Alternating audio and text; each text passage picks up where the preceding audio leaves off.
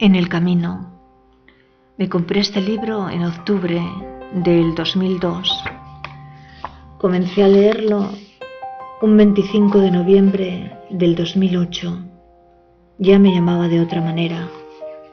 Y avancé con él hasta la página 170. Ahí lo dejé, pero voy a retomarlo desde el principio. La letra es pequeña, mi vista es mala. Conocí a Dean poco antes de que mi mujer y yo nos separásemos. Acababa de pasar una grave enfermedad de la que no me molestaré en hablar, exceptuado que tenía algo que ver con la casi insoportable separación y con mi sensación de que todo había muerto. Con la aparición de Dean Moriarty empezó la parte de mi vida que podría llamarse vida en la carretera. Antes de eso había fantaseado con cierta frecuencia en ir al oeste para ver el país, siempre planeándolo vagamente y sin llevarlo a cabo nunca. Dean es el tipo perfecto para la carretera porque de hecho había nacido en la carretera cuando sus padres pasaban por Salt Lake City en un viejo trasto, camino de Los Ángeles. Las primeras noticias suyas me llegaron a través de Chad King, que me enseñó unas cuantas cartas que Dean había escrito desde un reformatorio de Nuevo México. Las cartas me interesaron tremendamente porque en ellas, y de modo ingenuo y simpático, le pedía a Chad que le enseñara todo lo posible sobre Nietzsche y las demás cosas maravillosas intelectuales que Chad sabía. En cierta ocasión, Carlo y yo hablamos de las cartas y nos preguntamos si llegaríamos a conocer alguna vez al extraño Tim Moriarty. Todo esto era hace muchísimo, cuando Dean no era del modo en que es hoy, cuando era un joven taleguero, nimbado de misterio. Luego llegaron noticias de que Dean había salido del reformatorio y se dirigía a Nueva York por primera vez. También se decía que se acababa de casar con una chica llamada Marilú.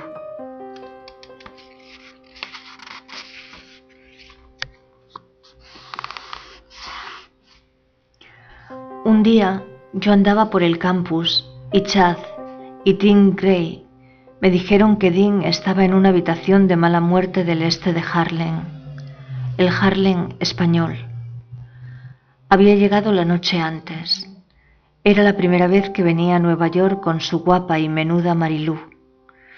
Se apearon del autobús Greyhound en la calle 50 y doblaron la esquina buscando un sitio donde comer, y se encontraron con la cafetería de Héctor, y desde entonces la cafetería de Héctor siempre ha sido para Dean un gran símbolo de Nueva York.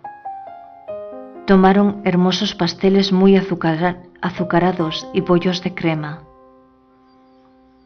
Todo este tiempo Dean le decía a Marilú cosas como estas: ahora, guapa, estamos en Nueva York y aunque no te he dicho todo lo que estaba pensando cuando cruzamos Missouri y especialmente en el momento en que pasamos junto al reformatorio de Bonneville, que me recordó mi asunto de la cárcel, es absolutamente preciso que ahora pospongamos todas aquellas cosas referentes a nuestros asuntos amorosos personales y empecemos a hacer inmediatamente planes específicos de trabajo. Y así seguía del modo en que era aquellos primeros días.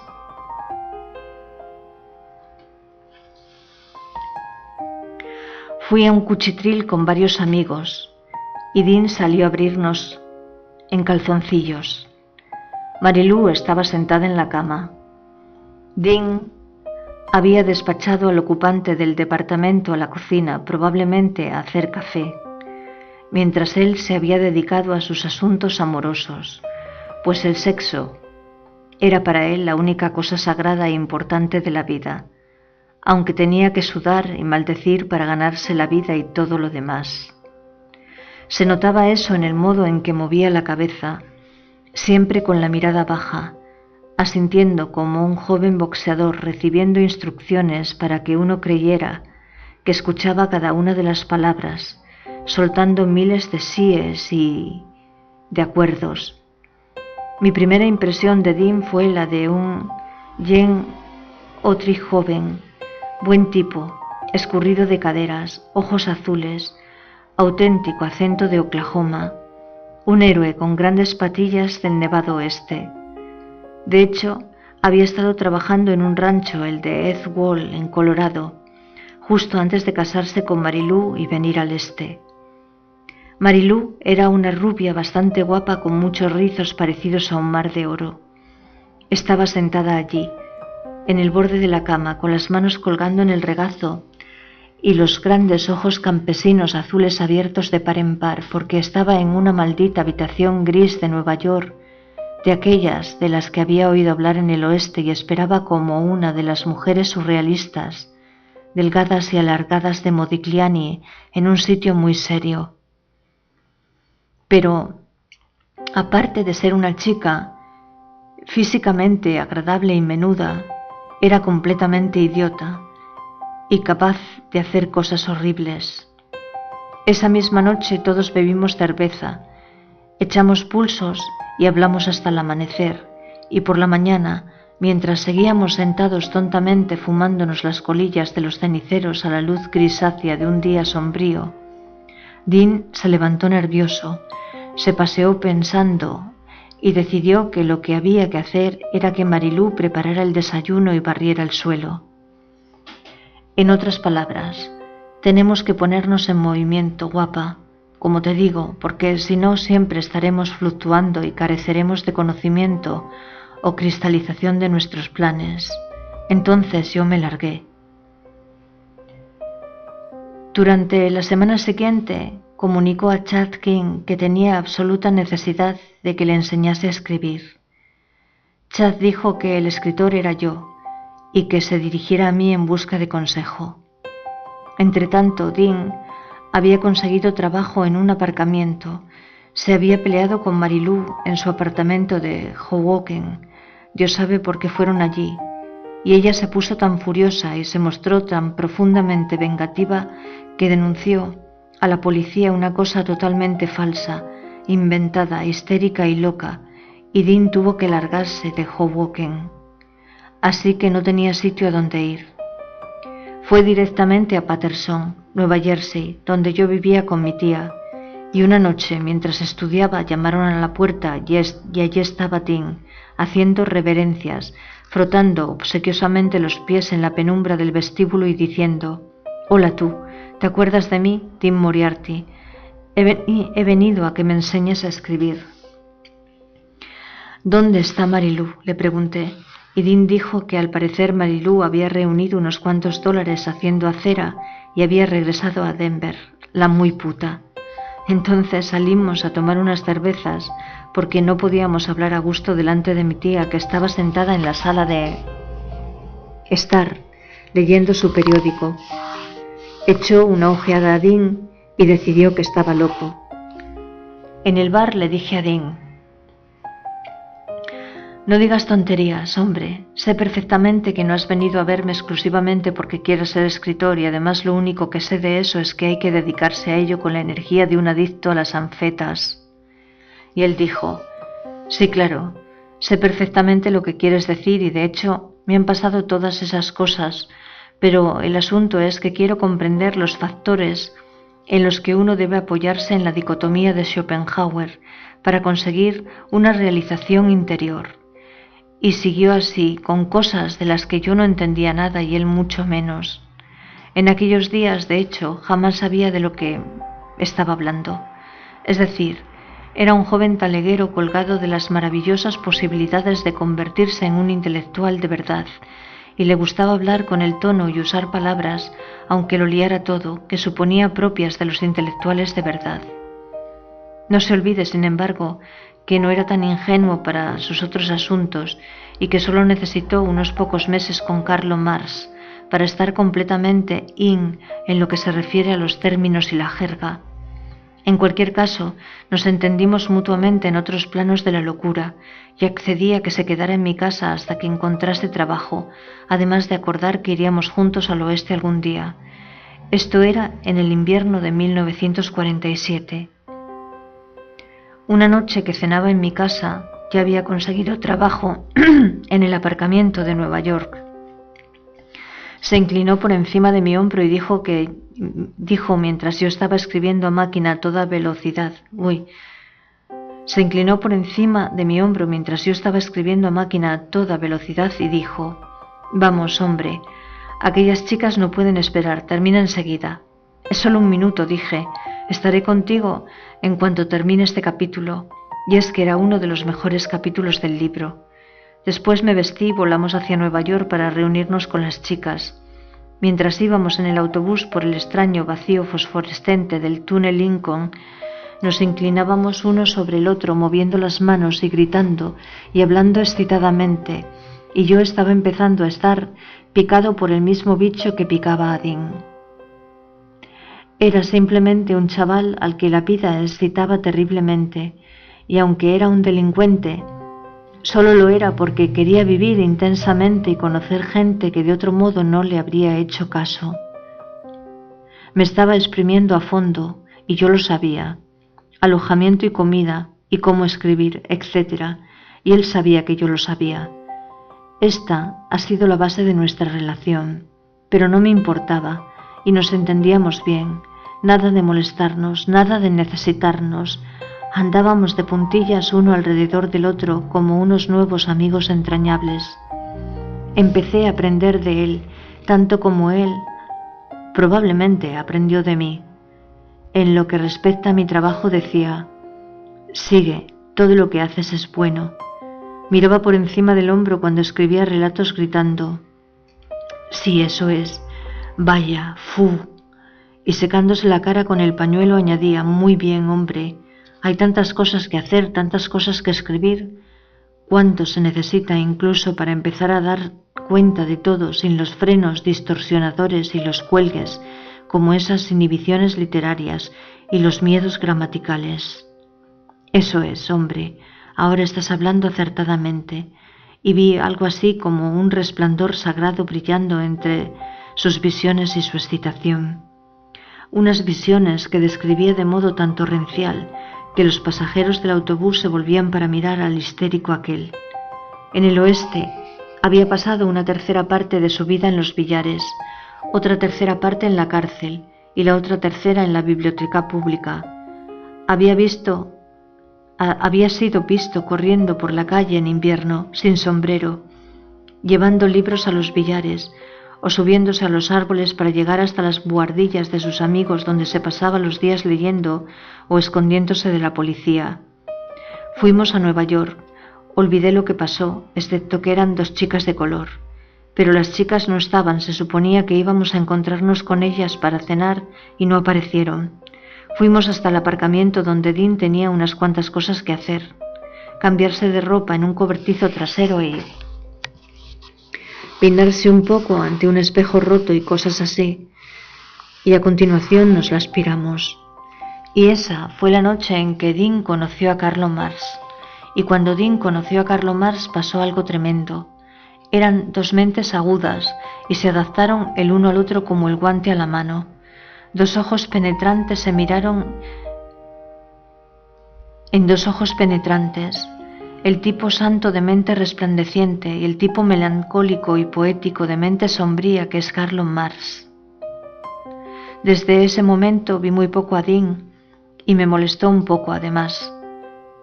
Sus energías se habían encontrado. Comparado con ellos yo era un retrasado mental, no conseguía seguirles. Todo el loco torbellino de todo lo que iba a pasar empezó entonces. Aquel torbellino que mezclaría a todos mis amigos y a todo lo que quedaba de mi familia en una gran nube de polvo sobre la noche americana. Carlo le habló del viejo Bull Lee, de Elmer Hassel, de Jane. Lee estaba en Texas cultivando hierba, Hassel en la cárcel de Isla de Ryker, Jane perdida por Times Square en una alucinación de bencedrina. con su hijita en los brazos y terminando en Bellevue. Y Dean le habló a Carlo de gente desconocida del oeste como Tommy Snark, el tiburón de pata de palo de los billares, Taur y maricón sagrado. Le habló de Roy Johnson, del gran Ed Dunkel, de sus troncos de la niñez y sus amigos de la calle y de sus innumerables chicas y de las orgías y las películas pornográficas, de sus héroes, heroínas y aventuras. Corrían calle abajo juntos entendiéndolo todo del modo en que lo hacían aquellos primeros días y que más tarde sería más triste y perceptivo y tenue. Pero entonces bailaban por las calles como peonzas enloquecidas y yo vacilaba tras ellos como he estado haciendo toda mi vida mientras sigo a la gente que me interesa, porque la única gente que me interesa es la que está loca. La gente que está loca por vivir, loca por hablar, loca por salvarse, con ganas de todo al mismo tiempo. La gente que nunca bosteza ni habla de lugares comunes, sino que arde como fabulosos cohetes amarillos explotando igual que arañas entre las estrellas, y entonces se ve estallar una luz azul y todo el mundo suelta un ¡ah! ¿Cómo se llamaban estos jóvenes en la Alemania de Goethe? Se dedicaban exclusivamente a aprender a escribir, como le pasaba a Carlo, y lo primero que pasó era que Dean le atacaba con su enorme alma rebosando amor como únicamente es capaz de tener un convicto diciendo: «Ahora, Carlo, déjame hablar. Te estoy diciendo que...» Y no les vi durante un par de semanas, y en ese tiempo cimentaron su relación, y se hicieron amigos, y se pasaban noche y día sin parar de hablar. Entonces llegó la primavera, la gran época para viajar, y todos los miembros del disperso grupo se preparaban para tal viaje o tal otro. Yo estaba muy ocupado trabajando en mi novela y cuando llegué a la mitad tras un viaje al sur con mi tía para visitar a mi hermano Rocco, estaba dispuesto a viajar hacia el oeste por primera vez en mi vida. Dean ya se había marchado. Carlo y yo le despedimos en la estación de los Greyhound de la calle 34. En la parte de arriba había un sitio donde te hacían fotos por 25 centavos. Carlos se quitó las gafas y tenía un aspecto siniestro. Dean se hizo una foto de perfil y miró tímidamente a su alrededor. Yo me hice una foto de frente y salí con pinta de italiano de 30 años dispuesto a matar al que se atreviera a decir algo de mi madre. Carlo y Dean cortaron cuidadosamente esta fotografía por la mitad y se guardaron una mitad cada uno en la cartera. Dean llevaba un auténtico traje de hombre de negocios del oeste para su gran viaje de regreso a Denver. Había terminado su primer salto hasta Nueva York. Digo salto, pero había trabajado como una mula en los aparcamientos. El empleado de aparcamiento más fantástico del mundo. Es capaz de ir marcha atrás en un coche a 60 kilómetros por hora siguiendo un paso muy estrecho y pararse junto a la pared, saltar, correr entre los parachoques, saltar dentro de otro coche, girar a 80 kilómetros por hora en un espacio muy pequeño, llevarlo marcha atrás hasta dejarlo en un lugar pequeñísimo, plas, cerrar el coche que vibra todo entero mientras él salta afuera, entonces vuela la taquilla de los tickets, sprintando como un velocista por su calle, coger otro ticket, saltar dentro de otro coche que acaba de llegar antes de que su propietario se haya apeado del todo, seguir a toda velocidad con la puerta abierta y lanzarse al sitio libre más cercano, girar, acelerar, entrar, frenar, salir, trabajando así sin pausa 8 horas cada noche en las horas punta y a la salida de los teatros, con unos grasientos pantalones de borrachuzo y una chaqueta deshilachada y unos zapatos viejos. Ahora lleva un traje nuevo a causa de su regreso, azul con rayas, chaleco y todo, $11 en la Tercera Avenida, con reloj de bolsillo y cadena, y una máquina de escribir portátil con la que va a empezar a escribir en una pensión de Denver en cuanto encuentre trabajo. Hubo una comida de despedida con salchichas y judías en un Ricker de la Séptima Avenida, y después Dean subió a un autobús que decía Chicago y se perdió en la noche. Allí se iba nuestro amigo pendenciero. Me prometí seguirle en cuanto la primavera floreciese de verdad y abriera el país. Y así fue como realmente se inició toda mi experiencia en la carretera, y las cosas que pasaron son demasiado fantásticas para no contarlas. Sí, y no se trata solo de que yo fuera escritor y necesitara nuevas experiencias por lo que quería conocer a Dean más a fondo, ni de que mi vida alrededor del campus de la universidad hubiera llegado al final de su ciclo y estuviera embotada, sino de que en cierto modo, y a pesar de la diferencia de nuestros caracteres, me recordaba algo a un hermano perdido hace tiempo. La visión de su anguloso rostro sufriente, con las largas patillas y el estirado cuello musculoso, me recordaba mi niñez en los descampados y charcas y orillas del río de Paterson y el Passaic. La sucia ropa de trabajo le sentaba tan bien que uno pensaba que algo así no se podía adquirir en el mejor sastre a medida, sino en el sastre natural de la alegría natural, como la que Dean tenía en pleno esfuerzo. Y en su animado modo de hablar yo volví a oír las voces de viejos compañeros y hermanos debajo del puente, entre las motocicletas, junto a la ropa tendida del vecindario y los adormilados porches donde por la tarde los chicos tocaban la guitarra, mientras sus hermanos mayores trabajaban en el aserradero. Todos mis demás amigos actuales eran intelectuales. Chad, el antropólogo nietzscheano, Carlo Marx y su constante conversación seria en voz baja de surrealista chalado, el viejo Bull Lee y su constante hablar criticándolo todo, o aquellos escurridizos criminales como Elmer Hassel, con su expresión de burla tan hip. Jane Lee, lo mismo, desparramada sobre la colcha oriental de su cama, husmeando en el New Yorker. Pero la inteligencia de Dean era tan auténtica y brillante y completa que además carecía del tedioso intelectualismo de la que todos los demás.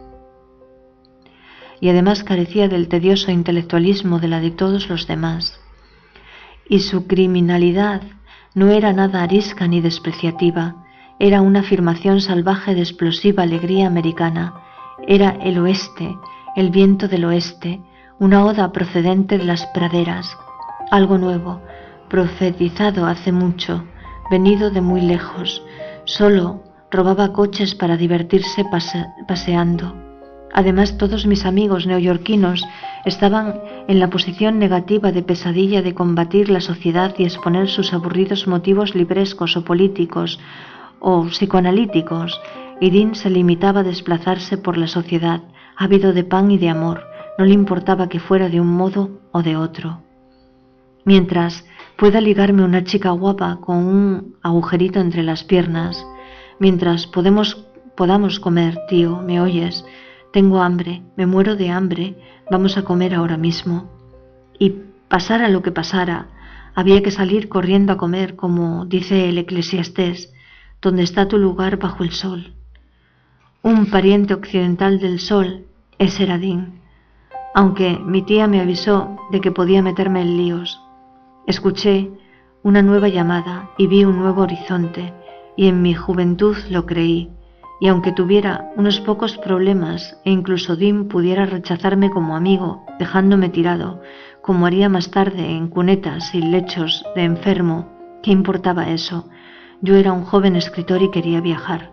Sabía que durante el camino habría chicas, visiones de todos. Sabía que durante el camino habría chicas, visiones, de todo. Sí, en algún lugar del camino me entregarían la perla. 21 del 10 de 2024. Me ha gustado.